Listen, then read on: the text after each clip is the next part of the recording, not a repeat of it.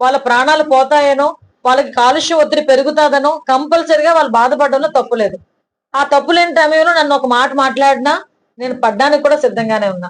అందువల్లే పోలీసులు కూడా సంథింగ్ మా వాళ్ళని కొట్టారు, కొంచెం ఆ తోపులాటలో కొట్టారంటే పోలీసుల తరపున కూడా నేను క్షమాపణ చెప్తున్నానని చెప్పి నేను హోమ్ మినిస్టర్ స్థాయిలో ఉన్నా.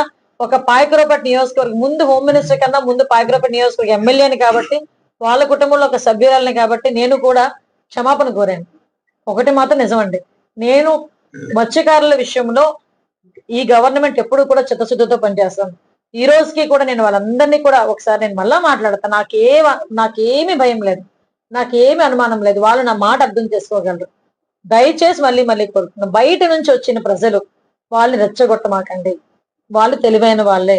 వాళ్ళకి వాళ్ళు రేపు పొద్దున మీరు రెచ్చగొట్టి బయటకెళ్ళిపోతే ఇబ్బందులు పడి మళ్ళా వాళ్ళు అనవసరంగా బతుకు తెరువు పోగొట్టుకునే పరిస్థితులు కూడా చాలా మట్టుకు వీళ్ళు చెప్పిన దానికి ఒక 5 మంది వస్తే కూర్చుంటే నేను తీసుకెళ్లే పరిస్థితి నుంచి రోజు కూడా వేట మానేసుకొని ఈ రోజు సెంటర్‌లో కూర్చొని వాళ్ళ జీవనోపాధి కూడా కోల్పోతున్నారు.